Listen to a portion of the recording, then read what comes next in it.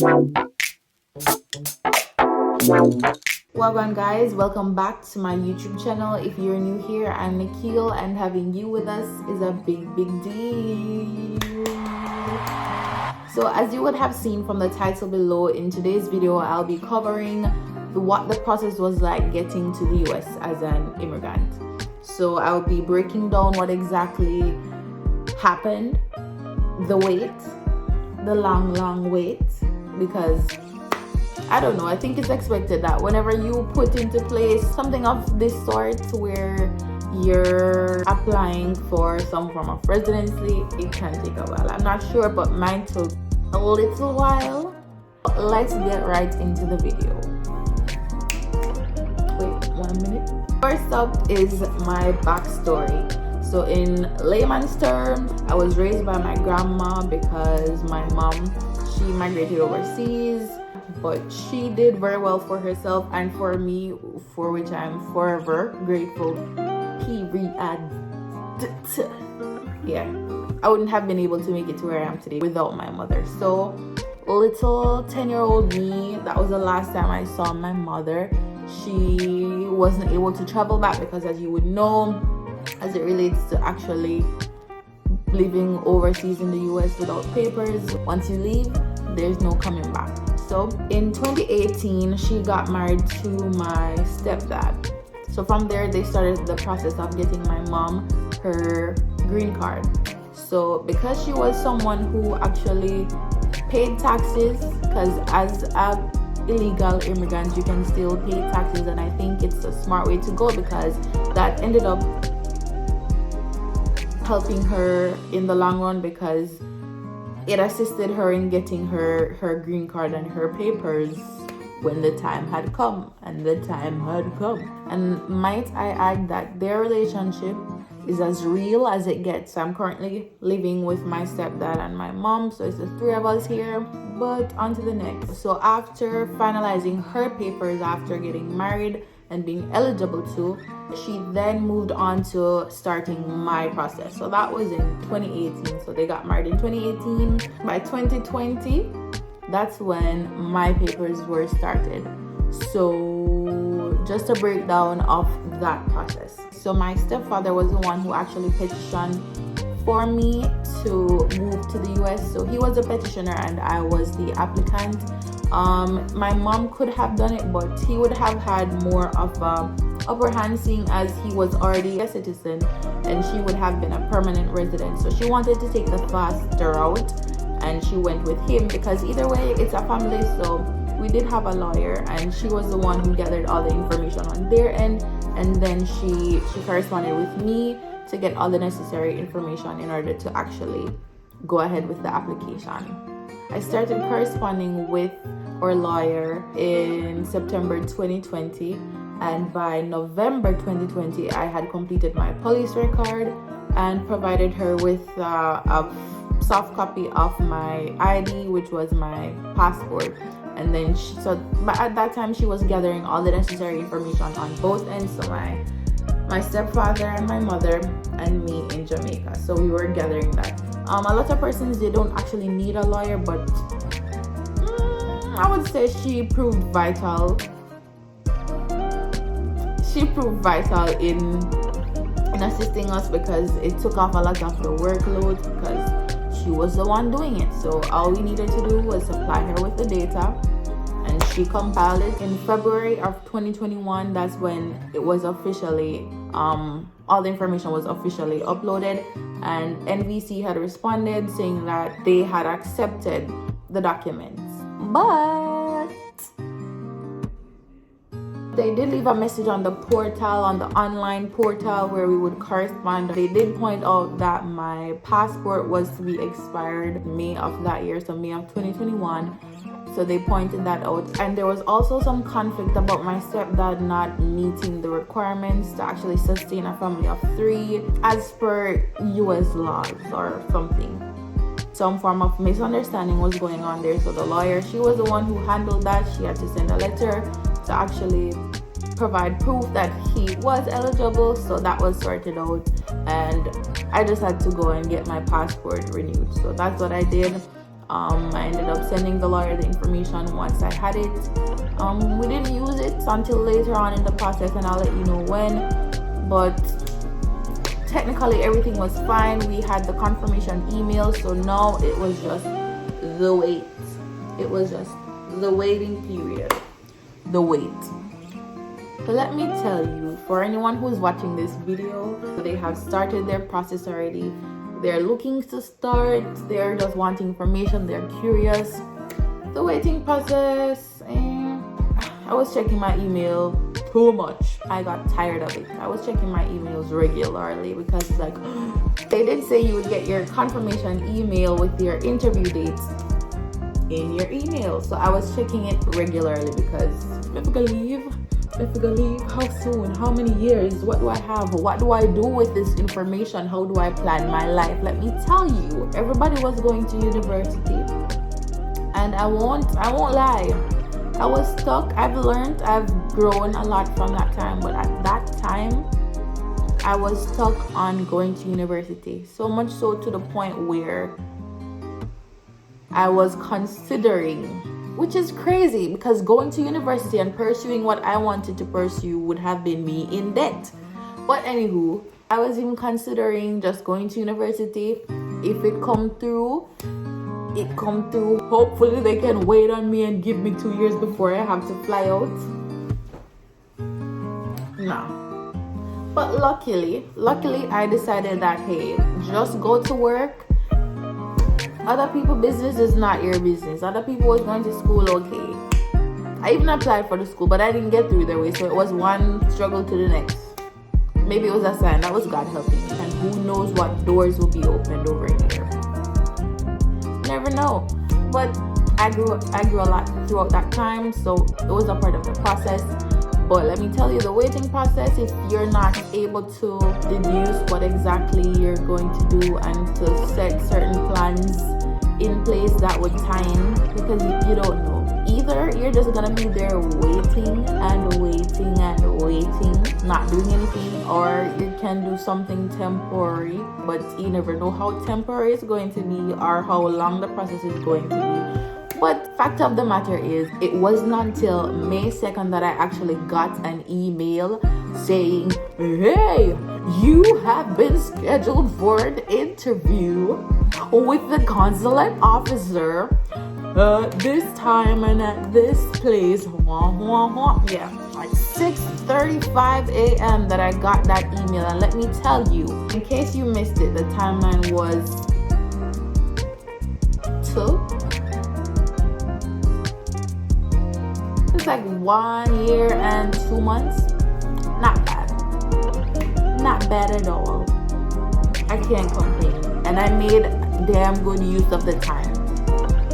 Hey, and let me just say that it does vary by each case as it relates to how long it would be, who's filing for who. I'm not really sure of what the procedures would be, but it could have been longer, could have been shorter, who knows. It's dependent on the case.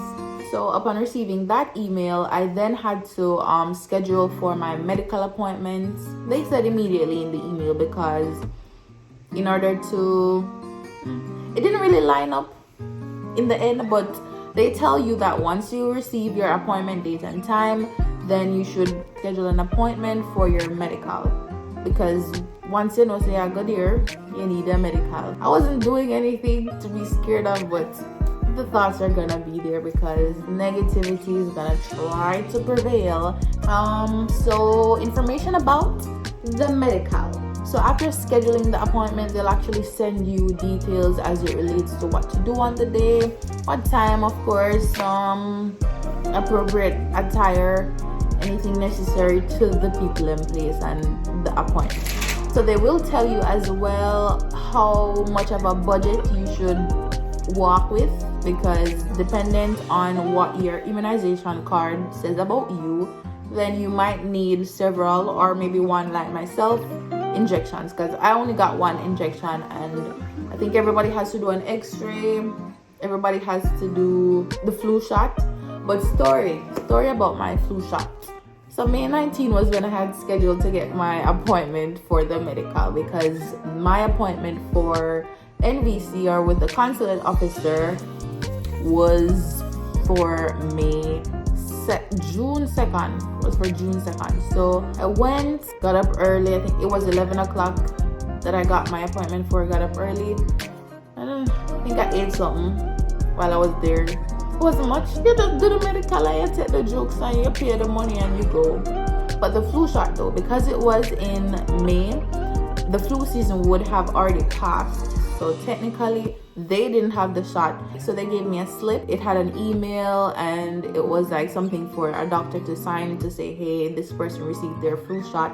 But in my head, if you guys, Andrews Medical Center, that's where I went. Andrews Medical Center, they're the only ones authorized. I'm not sure if they're the only one, but as far as from my knowledge, they're the only ones authorized to actually complete the medical and send the information over to the consulate officer where you're gonna do the interview. So they gave me a slip so I can get the shot elsewhere. And after going to several places, I didn't know that they were awaiting my response saying I got the flu shot before they sent over my medical to the embassy, even after the interview gone. But that's something else. We'll get there. That was one hiccup. I didn't get the memo that it was time sensitive, so I sat on the paper. I didn't try getting the flu shot. They didn't try to call. Then I got the memo. And I went to some medical centers in Kingston. And I was seeing places in Mandeville, but I said, nope, I'm not doing that. So I ended up calling them and I told them that, hey, I'm not able to get this shot anywhere. And the person confirmed that that was what one of the holdup was as it relates to why, even though I did the interview already, I still hadn't gotten any response. Let's get into the interview. So my interview was set for the 2nd of June, and I will never forget that day because my birthday is May 28th. So, you know, it was in my head back that this would have, or it could have possibly been my last birthday in Jamaica for a while. So let me go somewhere. Let's enjoy Jamaica for the first time in my life. You know, why not? So against the wishes of my family, let me tell you, I'm from the country. Mandeville, Manchester, Bombay District, Bombay PO. And my family, they're superstitious. Your business, don't tell nobody. Your plans, don't tell nobody. Because somebody's gonna wanna soak you up. So don't tell anybody. Oh, good things are happening, tragedy is coming. That's what they think. So you can imagine, I have an interview for June 2nd, and on May 28th, I'm in Ocho Rios living it up. Living it up. In their heads, anything that gonna happen and anything that can happen is gonna happen because we're at the most risk for things happening when we have plans and the plans are coming through. So you can imagine. If you guys want a story time of how I almost lost my passport a couple days before my interview with the embassy, you can definitely comment below. Maybe my family was right. But were they? It was a whole experience, and if you want to hear about it, you can come. So I made it to the interview. I ensured that I had all the necessary documents. I had done a prep with my lawyer before going in. So she sent me the papers. So she sent me the application so I would be familiar with all of the information. She sent it before, but she resent it just to be sure. We did cover certain questions that they could ask. So birthdays, how we communicate, how many kids, any ex-wives or ex-husbands, last time we saw each other, yeah, to the interview. So I made it. I had all the documents. I ensured that I printed conversations between me and my mother, pictures. Your girl is extra, and an extra person is gonna be extra, and they're gonna be prepared. So I was prepared. There were a lot of screenshots and photos, confirmation email that I had received in H telling that I have the interview. I had to print that out and bring it, some other documents, and they'll tell you what, But the important ones were definitely my old passport and my new passport, because we weren't able to upload the new one to the NVC website or the NVC portal, so we would have to go in and the officer would update it. So when we get through, let me tell you what I imagined the experience was going to be like. Miss Edwards, please follow me to room 3. Hello, ma'am. It's so nice meeting with you. Thank you so much for having me. Yes, my name is Nikhil Edwards, and I am the daughter of Joan and the stepdaughter for Mr. Pabon. Yes. Oh my God, that's such a hard question. Not to worry, I know my stepdad's birthday. It is... No. It was nothing like that. You sat, when you went, they would call your name, and after they called your name, you sit down again. It was just a room. Imagine you went to a medical facility and there was a waiting room and the receptionist desk. And each person would have to go and visit the receptionist desk, and you're able to hear what the person is inquiring about. That's exactly how it was, which I think helps to ease any form of discomfort that anyone might have for any reason, because you know how it is. If you don't know something, then you're gonna anticipate the worst, which we need to stop, just putting it out there. But yeah, basically I was there. I was able to hear all the conversations that the consulate officers were asking the other persons who came in for interview at the same time. It did definitely relieve my nerves, because I'm already seeing on grave display what's to be expected. So when it was my turn, they called my name. The officer was nice. She ended up complimenting my nails from my birthday weekend, and I took that as a good sign. So the questions that I was asked at the interview, she asked me my stepdad's full name, how often I communicated with them, how I communicated with them, when was the last time I saw them, which would have been in 2021 when they came for a vacation. So I had all the photos, I had all the text to show, so that helped. And she asked when my mom migrated and all of that information, which basic stuff. Once you know your people, you know your life, you know your history. After doing that, she ended up asking me for my stepfather's tax report,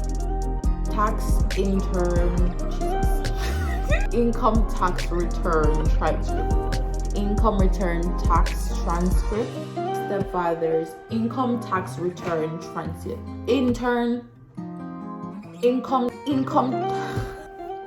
income tax return transcript. So she ended up asking me for my stepdad's income tax return transcript, but I didn't have it. She ended up issuing a refuse by section 221G form and indicated what documents I needed to provide to them in order to be reassessed, I would say. So in order to come to a final decision. I wasn't worried, because okay, they needed further information in order to continue the process. So let me just get that information. And I did have it. We did have the information, but it was just for the lawyer to upload it to them. So that would have taken us to the next hiccup as it relates to the prolonged waiting time. So once I returned home, I reached out to my mom, family, lawyer, and told her what exactly happened, and that she would have to upload this specific information that they required, because of course they're going to want proof that this lawful citizen is paying his taxes. So she dealt with that. She uploaded the information, but I was genuinely worried. The time was going, and I wasn't getting any information. She sent it to the wrong information. She sent it to the wrong place. So once she did end up uploading it properly, some time did pass again, and they did say you should give it up to a couple months. So I gave it 2 months, I think that's how I think I gave it 2 months from the interview date. They provided an automated response, but in that response they said, hey, if you're asking one of this question, you can try this, or you can try logging into this portal to gain further information. And that's what I did. So it showed refused. My heart fell, sunk. It did everything. It dug its way to the ground, because I was looking at this and it took me by surprise, because I was like, what? Refused? What? Because in my head, we uploaded the information, so I was just checking. Maybe there was some form of response that I was not seeing, or some form of, feedback that I was not seeing. So when I logged on to that and saw refused, I was like, oh no, oh damn, my whole future. I had put so much on hold, my whole future, my mama. I literally could see everything that I would be missing out. But I did some research, because your girl is a research head. She loves to research stuff with Google. I will check Google first. You don't know anything, Google knows it. But yes, I checked Google, and it shows where if you have been issued a form saying your case has been refused by section 221G, and when you check the online portal, it would show that, hey, it's refused, as it shows in the clip. But technically, back in the days, they wouldn't have it as refused. They would have it as under administrative processing. So that's what they would normally have. And Google explained to me that instead of having that, now they would have refused. But as you would have, picked up, it's not rejected. Let's say that. It's not rejected. It's refused, because they're waiting for the information and they're still conducting administrative processing. But it's not rejected. So I got back my hope. So I brought myself up. I pulled my heart from the ground, and I got back excited. So after that, I kept checking for several times. I would be checking the same portal, because that's the only one. It would actually show, as you would have seen from the clip, it shows when was the last time it was updated. And within the time, I would see where there was this one point where the last updated time was, I think, August 18. I was like, if it's updated, why hasn't it changed from refused? Is it saying that it's been refused, or are they being slow? I don't know, but there was a lot going on. But it turned out that a couple days later, I don't remember the time, but you will see it here. It finally showed where it was issued. And short story, this was after me promising myself I'm gonna stop checking that portal, because it was driving me crazy. But I ended up checking, and it showed where it was issued, and that was such a big relief.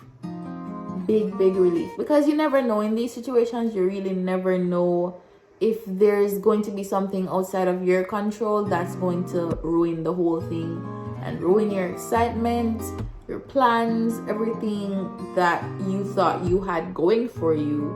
And then everybody's going to have those nerves until they see for themselves that their case and their visa has been issued, even if the odds would say everything is spick and span and it's gonna happen. Nerves are gonna be nerves. After the interview, you would have to sign up with the courier, so they would actually return your passport. So my lawyer, she was the one who did that process, so she signed up on my behalf to have it done, where the courier would, the courier agency was where I had to go and pick up the passport. I thought I would be able to be in Jamaica till the Christmas, but they had other plans, because when they do issue your visa, they provide an expiration date. Mine was November 19th, where you had to leave the country by that date. So I picked it up in October. No, I gave myself a month. So I ended up giving myself a month to visit all my family, all my friends, have my peace. I'm sorry if I'm gazing into the camera, it's because I'm just dazing off. But I give myself 1 month to stay and have my peace.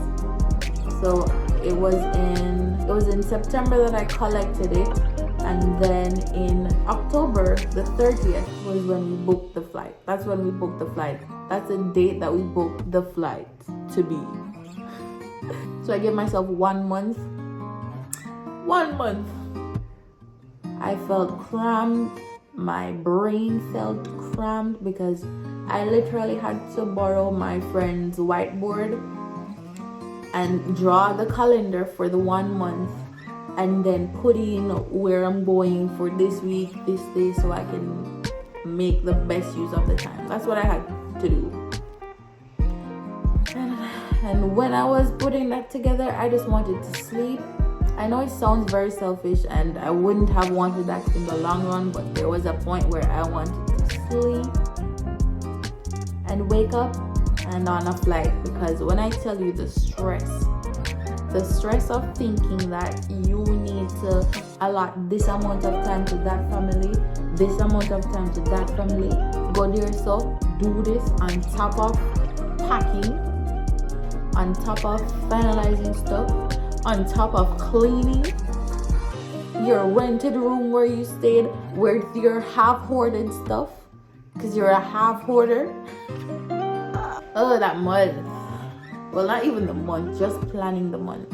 Once it was planned, it was good because then I had a schedule. But before that, it was something else.